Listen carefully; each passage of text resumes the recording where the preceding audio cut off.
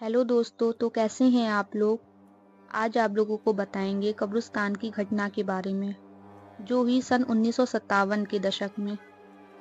जैसा कि आप लोगों ने सुना ही होगा, कुछ चीज़ों का करना हमारे बस में नहीं होता है। ये कहानी है तीन दोस्तों की।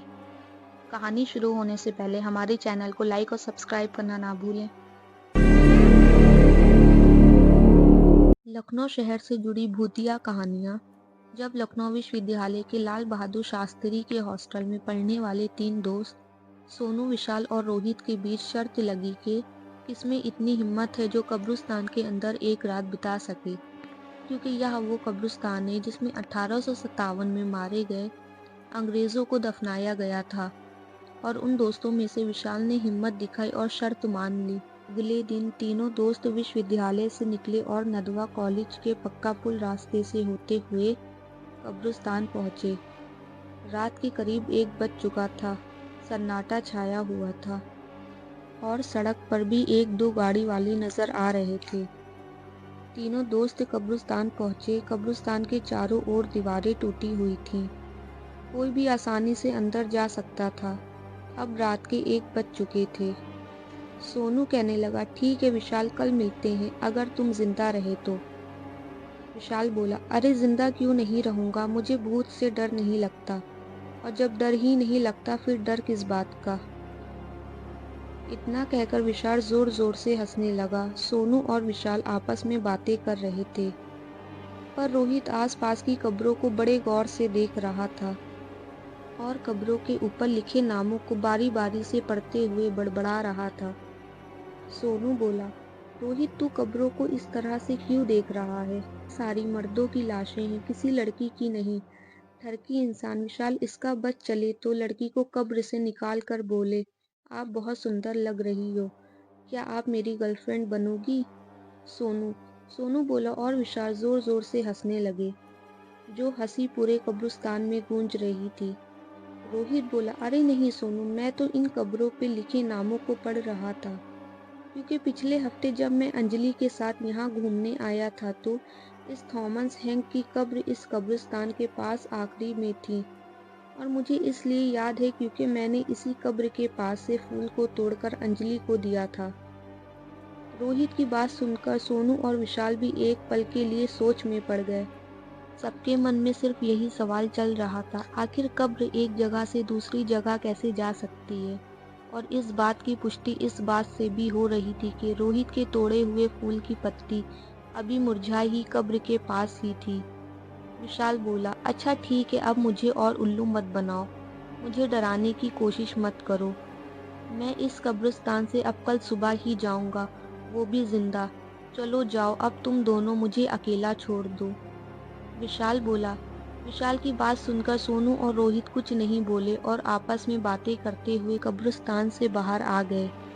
और विशाल अपने दोस्तों को कब्र से जाते शांत देख रहा था।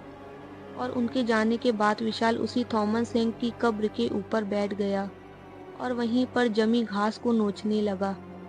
उसकी नजरें पूरे कब्रिस्तान को ताड़ रही थीं। तभी जमीन से एक हाथ निकला और विशाल के हाथ पकड़कर उसे कब्र से नीचे गिरा दिया। उसने जब आसपास देखा तो कोई नहीं था, और जब उसकी नज़र अपने हाथ पर गई तो हाथ पर किसी के नाखूनों से नुचा हुआ था, जिससे खून निकल रहा था। उसने खुद को संभाल कर एक बार फिर कब्रिस्तान को देखा तो उसे धुआं ही धुआं उठता हुआ दिखा, जो उसी को घेरने उसी की तरफ बढ़ रहा था। इससे पहले वो कुछ समझ पाता, धुएं ने उसे घेर लिया था, जिसकी वजह से उसका दम घुटने लगा। और फिर अगले ही पल उसे गोली और तलवारों की आवाज़ें आने लगीं, और ठीक उसकी आंखों के सामने स्वतंत्रता सैनिकों ने अंग्रेजी हुकूमत के सिपाहियों को उन्हीं की बंदूकों से उन्हीं का सीना छल्ली कर रहे थे। तलवारों ने उनका जिस्म और उनकी गर्दन दोनों को काट रहे थे, और ये सब विशाल के सामने हो रहा था। इतना सब खून, मौत की चीखें सुनते ही विशाल की सांसों में गर्माहट बढ़ गई। पर उससे पहले वो कुछ समझ पाता या उससे सदमे से निकल पाता, अचानक ही किसी ने विशाल के पीछे से धक्का दिया और उसे जमीन पर गिरा दिया। उसने जब पीछे मुड़कर देखा तो कोई नहीं था। बल्कि सोनू और रोहित ही थे, और सारा धुआं एक पल में गायब हो गया। सोनू बोला, अबे देख कितना फट्टू है ये। रोहित बोला, अबे जब इतना ही डर लगता है तो यहाँ अकेले आने के लिए हाँ ही क्यों किया? अपने चेहरे का रंग देख, डर के मारे उतर गया है। सोनू और रोहित जोर जोर से हंसने लगे, क्योंकि अचानक से धक्का लगने की वजह से वो डर गया था। विशाल, बंद करो तुम लोग अपनी ये नौटंकी और यहाँ से चलो। अब मुझे यहाँ नहीं रहना। कब्रिस्तान में तुम्हें अंदाजा भी नहीं कि अभी क्या देख रहा था मैं। विशाल जानता था कि जो उसने देखा है वो कभी अपने दोस्तों को समझा नहीं पाएगा, इसीलिए झुंझलाता हुआ दोनों से कहकर बाहर जाने को कहा। तभी रोहित ने उसका हाथ पकड़ा और उसे रोक लिया। रोहित बोला, अबे तू अकेला कहाँ चल दिया? चिंता मत कर, तेरे साथ साथ अब हम भी यहाँ रुकेंगे। फिर तो ठीक है ना? विशाल बोला, पर रुकना ही क्यों है? जब से मैं यहाँ आया हूँ अजीब सी ठंड लग रही है, और तुम दोनों के हाथ भी तो बर्फ की तरह ठंडे हो चुके हैं। मैं कहता हूँ चलो। विशाल रोहित से हाथ छुड़ाकर कब्रिस्तान के बाहर की ओर चल दिया कि अचानक सोनू ने उसके गले में रस्सी डाल वापस उसे कब्रिस्तान में घसीटने लगा। विशाल बोला, सोनू ये तू क्या कर रहा है? रोहित, तू सोनू को रोकता क्यों नहीं? तुम दोनों मेरे साथ क्या कर रहे हो?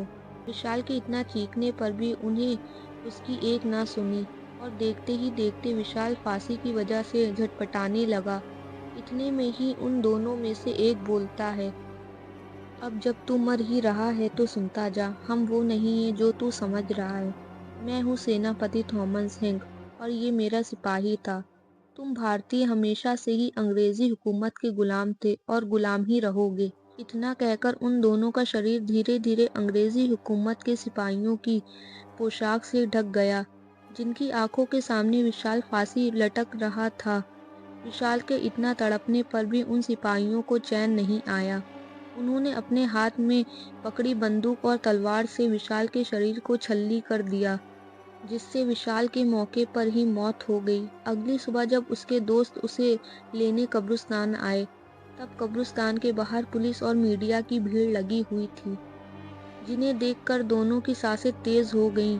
रोहित ने जब भीड़ के बीच जाकर देखा तो उसे कब्रिस्तान के कोने पर पेड़ पर झूलती विशाल की लाश दिखी, जिसे देखकर दोनों चीखने लगे। इंस्पेक्टर भी उनकी चीख से समझ गया कि ये दोनों लाश के जानने वाले हैं, इसलिए दोनों को लाश की पहचान करने के लिए अंदर बुलाया गया।